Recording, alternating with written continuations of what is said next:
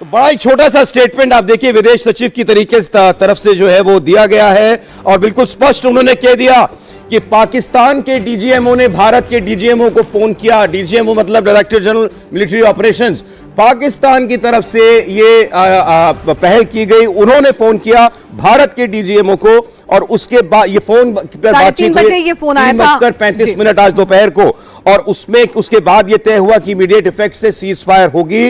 उन्होंने शब्द इस्तेमाल किए, decided to stop all firing and all military actions from land, air and sea. मतलब हर प्रकार के लड़ाई का तुरंत प्रभाव से उस पर रोक लगाई जाती है, सीज फायर किया जाता है और ये इफेक्टिव है आज शाम 5 बजे से। अब 6 बज रहे हैं, मतलब भारतीय समय अनुसार 5 बजे उन्होंने कहा। जी हाँ, भारतीय समय के अनुसार 5 बजे से, मतलब पिछले 1 घंटे से ये सीज फायर इन इफेक्ट है। और एक और बड़ी बात कि 12 मई को 12 बजे दोनों देश फिर से बातचीत करेंगे और इसी स्तर पर बातचीत होगी। दोनों डीजीएमओस के बीच ही बातचीत होगी। 2 दिन के बाद यानी परसों 12 बजे फिर बात होगी दोनों देशों के डीजीएमओ के बीच में। तब तक सभी प्रकार के कार्रवाइयों पर रोक लगाई गई है। भारत ने भी अपनी कार्रवाई पर रोक लगाई और पाकिस्तान भी ऐसा कुछ नहीं करेगा। ये इस सीज फायर में तय हुआ है जो अब से 1 घंटा पहले से इन इफेक्ट है, लागू हो चुकी है। मतलब पिछले 1 घंटे से ये मानकर हम चलें कि दोनों तरफ से कोई फायरिंग, कोई वार एक दूसरे के ऊपर नहीं किया जा रहा। बहुत बड़ी खबर है, सीज फायर हो गया। भारत और पाकिस्तान के बीच जो ये जंग के हालात बन गए थे, अब हम बिल्कुल पूर्ण युद्ध की तरफ बढ़ रहे थे, वो हालात सीज हो गए। ये सीज फायर हुआ मतलब वो सारी हॉस्टिलिटीज फिलहाल रुक गई। दोनों देशों ने एक दूसरे पर फिलहाल अब कोई कार्रवाई ना करने का फैसला कर लिया। लेकिन बहुत इंपॉर्टेंट, उसमें साफ बताया है विदेश सचिव ने, ये कॉल पाकिस्तान के डीजीएमओ ने किया था। ये इंपॉर्टेंट है, पाकिस्तान ने रीच आउट किया, पाकिस्तान सीज फायर चाहता था। पाकिस्तान के डीजीएमओ ने कॉल किया भारत के डीजीएमओ को, अपने काउंटर पार्ट को। इनके बीच बातचीत का रास्ता हमेशा ओपन होता है और उसका उपयोग उन्होंने किया। कॉल किया, भारतीय पक्ष ने बात की। ये सारी जो अमेरिका के राष्ट्रपति, अमेरिका के विदेश सचिव, अमेरिका के उपराष्ट्रपति, उनकी जो भूमिका होगी वो होगी। वो प्रयास तो लगातार चल रहे थे। अपने आप तो कल हमने आपको बताया था कि अमेरिका के विदेश सचिव ने सीधे पाकिस्तान के आर्मी चीफ से बात की थी। तो वहीं से स्पष्ट हो जाता है कि पाकिस्तान चाह रहा था किसी तरीके से कि ये युद्ध की कार्रवाई रुके, ये जंग के हालात जो हैं फिलहाल यहां थमे। बिल्कुल, जिस तरह से पाकिस्तान को जवाब दिया था, जितना अग्रेशन था, पाकिस्तान के 6 एयरबेस जो हैं उनको टारगेट किया गया था।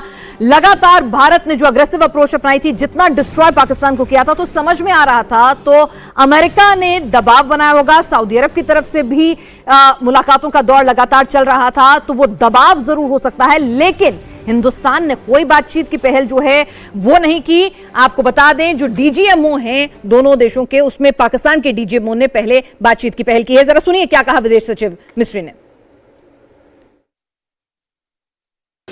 Director General of Military Operations of Pakistan called the Director General of Military Operations of India at 15:35 hours earlier this afternoon. It was agreed between them that both sides would stop all firing and military action on land and in the air and sea with effect from 1700 hours Indian Standard Time today.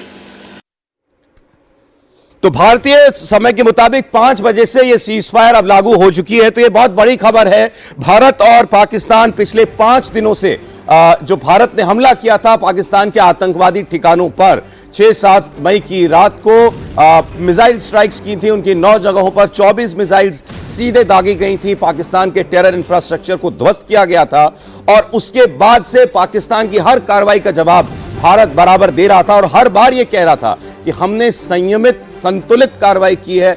जितना पाकिस्तान भारत को उकसा रहा है, जिस domain में जिस हद तक, उतना ही जवाब भारत जो है वो दे रहा है। लेकिन आज ये हालात बहुत ज्यादा गंभीर बन गए थे जब सीधे एयर बेसिस पर डायरेक्ट मिसाइल अटैक्स हो रहे थे। जंगी जहाजों का इस्तेमाल करके भी ये अटैक किए जा रहे थे। भारत ने 5-6 मिलिट्री बेसिस पर हमला किया पाकिस्तान के और बहुत नुकसान पहुंचाया।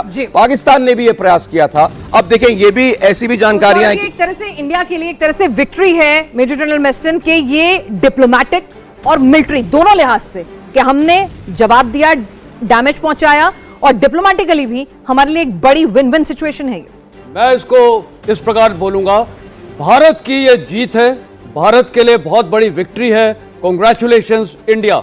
और इसको जस्टिफाई करूंगा कैसे।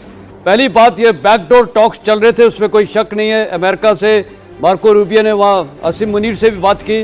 देखिए, टेररिस्ट तो वही है, उससे बात की। ये सारा काम साइमल्टेनियस एक्शन चल रहे थे और बाद में भारत ने बहुत शर्तें रखी होंगी।